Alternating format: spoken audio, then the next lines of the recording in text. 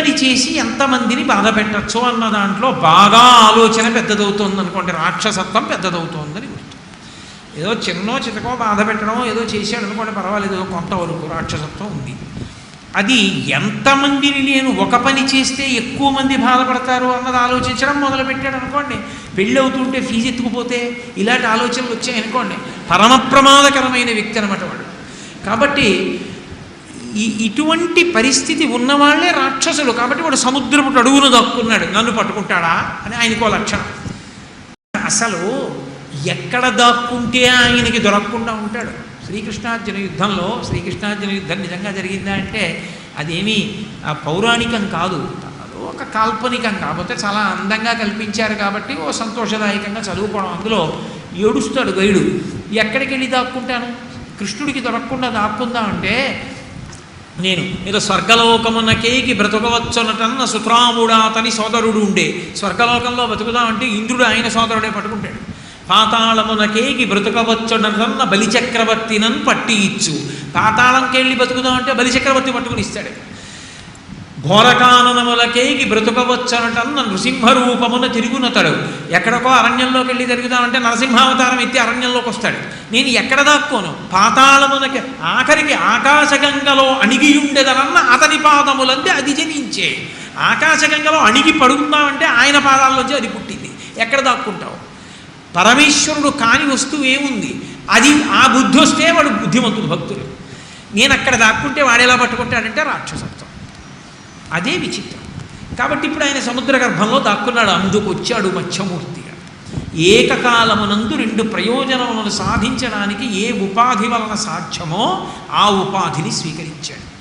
అందుకని పెద్ద మత్స్యమూర్తి అయి ఆ సముద్ర గర్భంలోకి వెళ్ళి ఆ హయగ్రీవుడనేటటువంటి రాక్షసుణ్ణి సంహరించి మళ్ళీ వేదములు తెచ్చి బ్రహ్మగారికి ఇచ్చాడు. ఇచ్చి సృష్టి చేయమన్నాడు. ఇప్పుడు మళ్ళీ వేదాలని ఆధారం చేసుకుని చతుర్ముఖ బ్రహ్మగారు పునఃసృష్టిని ప్రారంభం చేశాడు. ఆ పునఃసృష్టిని ప్రారంభం చేసినప్పుడు ఎవరికి తను బ్రహ్మజ్ఞానాన్ని బోధించాడో ఆయనే శ్రాద్ధదేవుడు అన్న పేరుతో మళ్ళీ వివస్వంతుడికి పుట్టేటట్టుగా చేసి ఆయనని మొదటి మనువు చేశాడు. అంటే మనుష్యులందరికీ మొట్టమొదటి మనుష్యుణ్ణి చేశాడు. నీ సంతతే ఈ కల్పంలో అంతా ఉంటుంది అని మొదటి మనువుని చేసి తదనంతర కాలమనందు బ్రహ్మజ్ఞానం అనుభవించినటువంటి సత్యవ్రతుడు మోక్షానికి వెళ్ళాడు. అంటే పరబ్రహ్మమునందు ఐక్యమై మళ్ళీ పుట్టవలసినటువంటి అవసరాన్ని పోగొట్టుకున్నాడు. కాబట్టి శ్రీ మహావిష్ణువు తీసుకున్నటువంటి దశావతారములలో మొదటి అవతారంగా మత్స్యావతారము కీర్తింపబడింది అన్నారు శుకాచార్య వారు. అంటూ ఒక మాట చెప్పారు. ఈ మత్స్యమూర్తి కథ వినడానికి చిన్నదిగా కనిపించవచ్చు. ఇందులో ఉన్న తాత్పర్యం ఏమిటి, ఎందుకు అటువంటి రూపం తీసుకుంటాడు, దానికి ఎప్పుడెప్పుడు అవతారం తీసుకుంటాడు, అవతార ప్రయోజనం ఏమిటి, ఇన్ని విషయాలు చదివినా విన్నా తెలుసుకున్నా తెలుసుకోకపోయినా ఇవన్నీ వింటే ఏ భక్తి కలుగుతుందో అటువంటి భక్తి కలగాలి అని అనుకుంటే హరి జలచరావతారము పొందిన కథ పరవిడి ప్రతిదినము పఠించు నరునకున్ పరమపదంబును కలుగును. ప్రతిరోజు కూడా ఒక్కసారి మత్స్యమూర్తి యొక్క కథని ఎవరు చదువుకుంటారో వాళ్ళకి పరమ భక్తి ఏర్పడి ఆ భక్తి చేత ఏదో ఒకనాడు శ్రీ మహావిష్ణువు అనుగ్రహించి పరమపదాన్ని పొందేటటువంటి అదృష్టాన్ని కల్పిస్తారు. అంటే దాని అర్థం ఏమిటంటే మత్స్యావతార ఘట్టం చదవగా కొన్ని విషయాలు అర్థం అవ్వడం మొదలు పెడతాయి. ఏమిటా అర్థం అవడం అంటే అసలు ఈ సృష్టిలో ఆయన ప్రవేశించనిది శివము కాదు. ఆయన ఆశ్రయించి లేడనుకోండి, ఆయనతో కలిసి లేకపోతే అది శవం, అది ప్రకృతిలోకి వెళ్ళిపోతుంది. ఆయన ఆవహించి ఉంటే శివం మంగళప్రదం అవుతుంది. అందుకని ఆయన ఇందులో ఉండడమా ఇందులో ఉండకపోవడమా ఆయనకు ఉండదు. ఆయన అన్నిటి యందు ఉంటాడు. ఆయన లేనిది ఉండదు. అంతర్బహిశ్చ తత్సర్వం వ్యాప్య నారాయణ స్థిత. అందుకే చాపగా రావడానికి ఆయనకి ఇబ్బంది ఏం లేదు. ఆయన ఎందుకు ఒక్కొక్క రూపాన్ని పొందుతాడంటే ఏ రూపాన్ని పొందితే ఒక ఉపకారం భక్తుడికి చేయడం సాధ్యమవుతుందో ఆ రూపాన్ని పొందుతాడు. ప్రళయాన్ని ఆపి కేవలం తన దర్శనం ఇవ్వవచ్చు. విష్ణు దర్శనమేగా అడిగాడు సత్యవ్రతుడు, కాబట్టి తన దర్శనం ఇచ్చేసేయచ్చు. కానీ తను దర్శనం ఒకటే ఇచ్చి వెళ్ళిపోయాడు అనుకోండి, ప్రళయకాలంలో ఆయన కూడా వెళ్ళిపోతాడు. వెళ్ళిపోతే భవిష్యత్తులో మనువు కాడు. ఆయన వివస్వంతుడికి కొడుకు కాలేడు. ప్రళయకాలమునందు ఎవ్వరూ వినడానికి యోగ్యత లేకుండా శరీరం విడిచిపెడితే సప్తర్షులతో కలిసి శ్రీ మహావిష్ణువు దగ్గర బ్రహ్మజ్ఞానాన్ని పొందలేడు. 2, ఆ కాలమునందు పుట్టేటటువంటి హయగ్రీవుడన్న రాక్షసుడి చేత తస్కరింపబడినటువంటి వేదములను తిరిగి పైకి తేవడానికి నీటి యందు ప్రవేశించేటటువంటి అనువైన రూపమున్న మత్స్యమూర్తిగా ఉంటే తప్ప పునఃసృష్టి ప్రారంభం కాదు. ఇన్నిటిని దృష్టిలో పెట్టుకుని ఏకకాలమునందు సాధించగలగాలంటే సర్వజ్ఞత అని ఒక మాట. అవతారమునందు సర్వజ్ఞత్వం ఉంటుంది. అంటే అన్నీ తెలిసి ఉంటాయి. భూత భవిష్యత్ వర్తమాన కాలములు తెలిసి ఉంటాయి.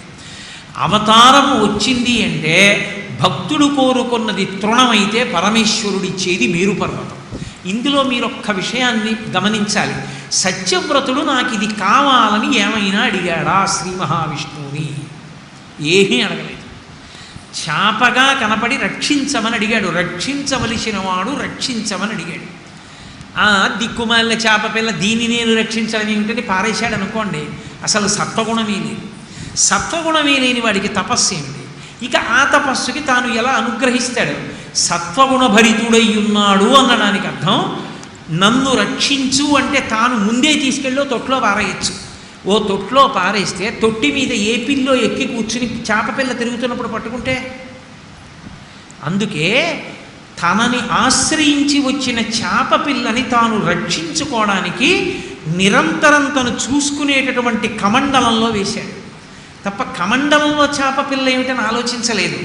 అంటే ఒక చేప పిల్లని రక్షించడంలో కూడా ఎంత ఆర్తి ఉందో, ఎంత ప్రేమ ఉందో, ఎంత తాపత్రయం ఉందో, ప్రతి ప్రాణిలో విష్ణువుని ఎంత చూశాడు అనడానికి సత్యవ్రతుని యొక్క హృదయము తార్కాణం కమండలంలో పెట్టాడు.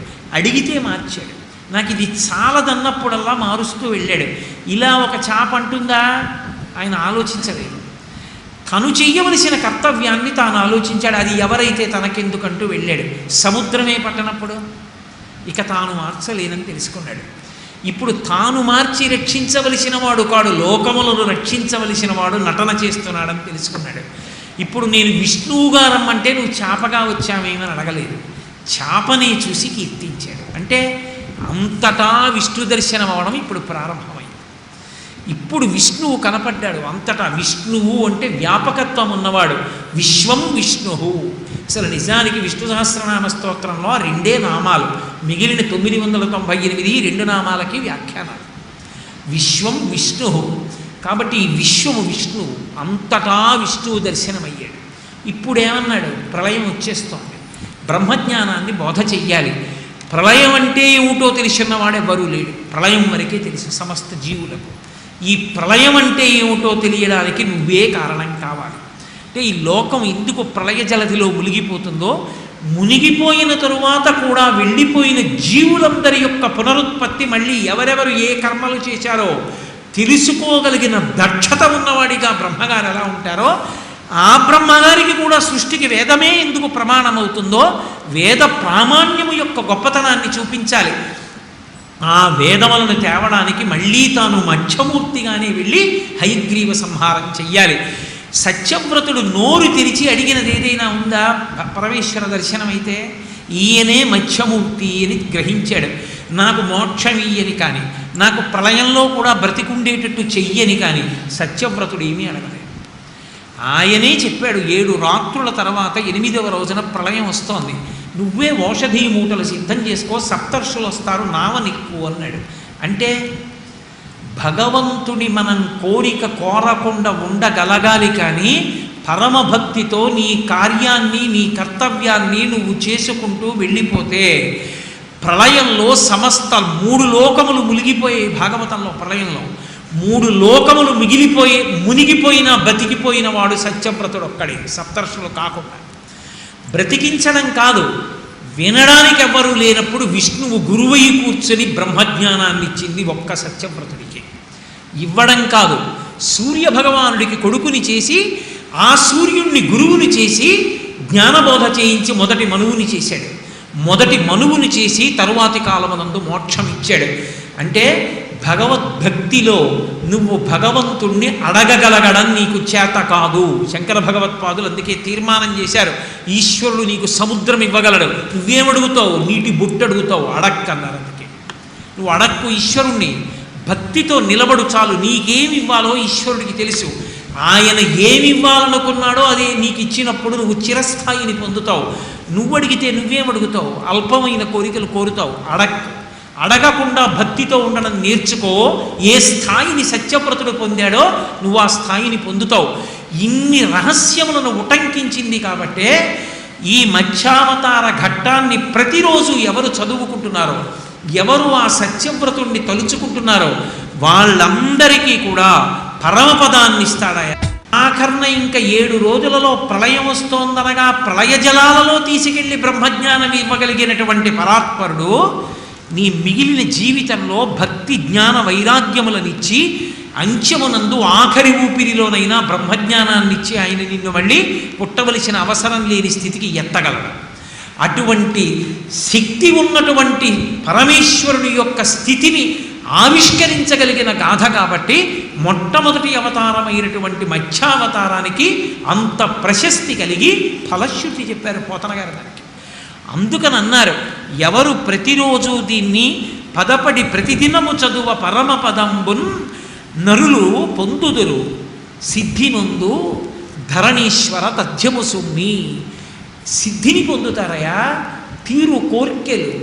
ఏ కోరిక వాళ్ళు, ధార్మికమైన కోరిక వాళ్ళు ఏమి కోరుకుంటారో వాళ్ళ మనసులో ధార్మికమైనవి కొన్ని ఉంటాయి. అవి పైకి కోరికగా వ్యక్తం కాకపోవచ్చు. నేను పెళ్లి చేసుకున్నాను అనుకోండి, దేనికి పెళ్లి చేసుకుంటాను? ధర్మ ప్రజాపత్యర్థం, నా వంశం కొనసాగాలి తంతువుగా, కాబట్టి నాకు ఒక కొడుకు పుట్టాలని పెళ్లి చేసుకున్నాను, ధర్మం. అప్పుడు ఇది కోరిక అయినా కోరిక కింద తీసుకోరు, దాన్ని ఈశ్వరుడు అనుగ్రహిస్తాడు. కాబట్టి మత్స్యావతార ఘట్టం వినకూడదన్న వాళ్ళు లేరు లోకంలో. మత్స్యావతార ఘట్టాన్ని ప్రతి వాళ్ళు పారాయణ చెయ్యవలసిందే. మత్స్యావతార ఘట్టాన్ని ప్రతిరోజు పారాయణ చేసుకోవడం అలవాటైతే వాళ్ళ యొక్క ధార్మికమైన కోరికలను విష్ణు భగవానుడు తీరుస్తాడు. తీర్చడం కాదు, కేవలం ఆ అవతార ఘట్టాన్ని ప్రతిరోజు చదవడం. గట్టిగా ఎంతసేపు ఉంటుందనుకుంటున్నారు? నేను వ్యాఖ్య చేశాను కాబట్టి ఇంతసేపు పట్టింది, లేకపోతే చదవడానికి 8 నిమిషాలు 9 నిమిషాల్లో పడుతుంది అంతే మత్స్యావతారం. అంతసేపు మాత్రమే పట్టే మత్స్యావతార ఘట్టం ప్రతిరోజు ఒకసారి చదువుకోవడం అలవాటైతే తుట్టతుదన ధరణీశ్వర సిద్ధి పొందు తథ్యము సుమ్మి. నా మాట మీద అనుమానం లేదు, అలా రోజు చదివిన వాళ్ళు సిద్ధి పొంది తీరుతారు. అంటే కోట్ల జన్మల కిందకి వెళ్ళిపోకుండా ధర్మమునందు ప్రవర్తించి భగవద్భక్తి అలవడి భగవంతుని యొక్క అనుగ్రహాన్ని పొందడానికి యోగ్యమైన పాత్రతని పొందుతారు.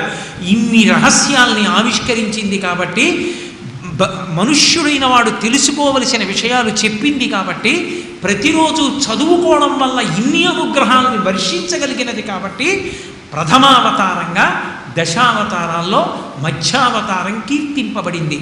దశావతారాల్లో గమ్మత్తు ఏమిటంటే కొన్నింటిని జంతు రూపంలో పొందాడు, కొన్నింటిని నర జంతు రూపంలో పొందాడు, కొన్ని బ్రాహ్మణ కుటుంబాల్లో పొందాడు, కొన్ని క్షత్రియ కుటుంబాల్లో పొందాడు. అవసరమైతే ఏ కుటుంబంలో పుడితే అవతార ప్రయోజనం నెరవేరుతుందో అక్కడికి వెళ్ళాడు, ఏ ఉపాధిలోకి వెడితే నెరవేరుతుందో ఆ ఉపాధిలోకి వెళ్ళాడు. ఇన్ని చమత్కారాలు చేశాడు. ఇంత అద్భుతమైనటువంటి అవతారములలో ఇన్ని విశేషాలు చెప్పగలిగిన దానిలో మొట్టమొదటి విషయాన్ని ఆవిష్కరించింది కాబట్టి భగవత్తత్వానికి మత్స్యావతార ఘట్టము అని ప్రథమావతారంగా శాస్త్రాలు కీర్తించాయి. అపారమైనటువంటి దయకి మారు పేరు భగవానుడు. అందుకే శంకరాచార్యులు వారి సౌందర్యలహరి చేస్తూ అమ్మవారి గురించి చెప్తూ ఒక మాట అంటారు, భ్రువౌ భుగ్నీ కించిత్ భువన భయభంగ వ్యసనిని అంటారు. ఆవిడికి కనుబొమలు ముడవవలసినటువంటి అవసరం ఉండదు. ఎందుకంటే కనుబొమలు ముడిచేది ఎప్పుడు అంటే ఆలోచన కలిగితే ముడుస్తారు.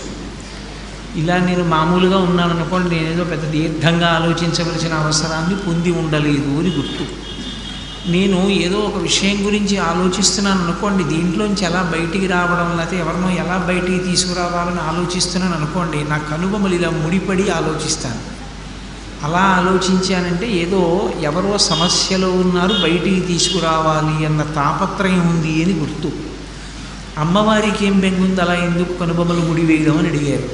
అడిగితే శంకరులు అన్నారు, భువన భయ భంగవ్యసనిని. అయ్యో, నా పిల్లలందరికీ బుద్ధి ఇచ్చానే, అయినా వాళ్ళు బుద్ధితోటి ఒక్కసారి అమ్మా అని పిలిస్తే రక్షించడానికి నేను సిద్ధంగా ఉన్నాను, అయినా వాళ్ళు అమ్మా అని నన్ను పిలవరు, నా వంక చూడరు. ఈ లౌకికమైన వ్యాసంగంలో మునిగిపోయి ఎన్ని కష్టాల్లో ఉన్నారనేటటువంటి బెంగ చేత వీళ్ళని ఎలా బయటికి తీసుకురావడమా అని కనుబొమ్మలు ముడివేస్తుంది అమ్మవారు. భగవంతుని యొక్క దయ అపూర్వంగా ఉంటుంది, అసలు దాన్ని పోల్చడానికి సాధ్యం కాదు. అటువంటి దయా సముద్రుడు, అందుకే కరుణాపయోనిధి అని పిలుస్తారు. రామదాస్ గారు రామచంద్రమూర్తిని పిలిస్తే దాశరథి కరుణాపయోనిధి. సముద్రము యొక్క లోతు చెప్పడం ఎలా సాధ్యం కాదో, భగవంతుని యొక్క దయాగుణం గురించి చెప్పడం కూడా ఎవరికీ సాధ్యం కాదు. ఎంత కింద పడిపోయిన వాడైనా సరే ఒక్కసారి భగవంతుణ్ణి పిలిస్తే చాలుట, ఆయన ఎంతో ఆర్తితో పరిగెడతాడు. త్రికరణ శుద్ధితో పిలవగలిగిన వాడై ఉండాలి.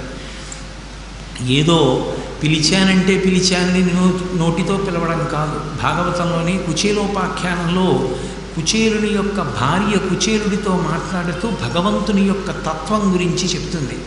చెప్తూ అంటుంది,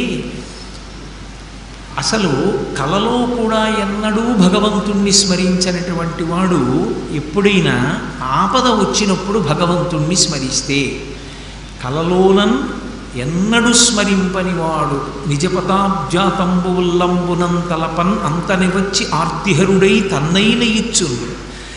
ఎంత ఆర్తిని పోగొట్టాలనుకుంటాడంటేట, ఒక్కసారి ఆర్తితో పిలిచినంత మాత్రం చేత పరిగెత్తుకొచ్చి తనని తాను ఇచ్చేసుకుంటాడు. అయ్యో, ఇదే ద్రవడి కోరిక తీరిస్తే వేరు, నన్ను నేను ఇచ్చుకోవడం ఏమిటని కూడా ఆలోచించట. తన్నైన ఇచ్చును సునిశ్చల భక్తిభావములను భజించు వారికిడడే సంపత్ విశేషోన్నతులు అంటాడు. ఆ తల్లి మాట్లాడుతూ, అసలు పరమభక్తితో భగవంతుణ్ణి సేవించినటువంటి వాళ్ళ కోరిక తీరకపోవడం అన్నది ఉంటుందా? అవతల వాళ్ళ యొక్క అవగుణాన్ని చూడకుండా భక్తితో పిలిస్తే పలికేటటువంటి లక్షణం ఉన్నవాడు. అటువంటి దయాసముద్రుడు. అవతార స్వీకారానికి మొట్టమొదటి కారణంగా దాన్ని చెప్పవలసి ఉంటుంది భక్తిపరంగా చెప్పినప్పుడు. ఆయన పరిత్రాణాయ సాధూనాం అంటాడు, కానీ ఆ దయ కలిగిన వాడు కాబట్టి అవతార స్వీకారం చేస్తాడు. అటువంటి స్వామి ఒకానొకప్పుడు కూర్మావతార స్వీకారం చేశాడు. కూర్మము అంటే మీకు అందరికీ తెలుసు, తాబేలు. దానికి కూర్మము అన్న పేరు ఎందుకు వచ్చింది అన్నదాన్ని అమరకోశం అనేకమైనటువంటి అర్థాలతో వ్యాఖ్యానం చేసింది. పృచ్ఛభాగంతో నీటిని తాగుతుంది కాబట్టి దానికి ఆ కచ్చపము అని పేరు, అంటే తాబేలు అని. నీటిని కలుషితం చేస్తుంది కదులుతున్నప్పుడు, అందుకని దానికి కచ్చపము అని పేరు. అనేక కారణము చేత తాబేటికి ఆ పేర్లు వచ్చాయి. బాగా కఠినమైనటువంటి డిప్పని కలిగి ఉంటుంది. అటువంటి తాబేటి రూపాన్ని పొందాడు ఒకసారి పరమాత్మ. ఎందుకు ఆయనకి పొందవలసిన అవసరం ఏముంది అంటే, కేవలము దయ కారణంగా వచ్చింది అవతారం. దశావతారాలు ఎందుకు వింటారు అంటే, అరే ఆయన కాళ్ళు పట్టుకుంటేరా సద్గతిని పొందగలం, అటువంటి మహానుభావుడి కాళ్ళు పట్టుకోకుండా బ్రతకడం ఎంత అన్యాయం అనేటటువంటి బుద్ధి ఏర్పడడానికి దశావతారాలు వింటారు. ఒక్కొక్క అవతారాన్ని వింటున్నప్పుడు ఒక్కొక్క విశేషం మీకు అవగతమవుతుంది. ఒకానొకప్పుడు ఇంద్రుడు అన్ని భోగములను అనుభవించడానికి అవకాశం ఉన్నవాడు తాను చేసుకున్న తప్పు చేత తన ఐశ్వర్యాన్నంతటినీ పోగొట్టుకున్నాడు. మహాభాగవతుల యొక్క దర్శనమే అదృష్టహేతు. పరమేశ్వరుణ్ణి నమ్మి బతికేటటువంటి వ్యక్తి ఒకరోజు మన కంటికి కనపడ్డాడు అంటే అది భాగ్యహేతు, అది అదృష్టం. అటువంటి వారు కనపడినప్పుడు నమస్కరించగలగడం సంస్కారం. అటువంటి వారి చేతితో ఏదైనా ప్రసాదం ఇచ్చినప్పుడు అది భగవంతుని యొక్క అనుగ్రహంగా భావన చేసి కన్నులకు అద్దుకుని స్వీకరించాలి. ఒకానొకప్పుడు ఇంద్రుడు ఐరావతం మీద వెళ్ళిపోతున్నాడు. ఎదురుగుండా దుర్వాసో మహర్షి వచ్చారు. దుర్వాసో మహర్షి అంటే సాక్షాత్ పరమశివుని యొక్క అవతారం. ఆయన ఎక్కడి నుంచో భగవత్ ప్రసాదాన్ని తీసుకొచ్చాడు. ఆ మాల ఆయన చేతిలో ఉంది, పుష్పమాల, అది ఈశ్వర నిర్మాల్యం. ఆ అమ్మవారి మెళ్ళో వేసి తీసిన మాల. ఆ మాల పట్టుకొని వస్తుంటే ఇంద్రుడు కనపడ్డాడు.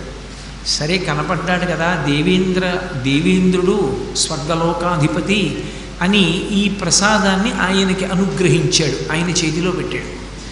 ఇంద్రుడు ఎప్పుడూ లేనిది అప్పుడు స్వతంత్రంగా ఒక రాక్షసుండి సంహరించి వెడుతున్నాడు.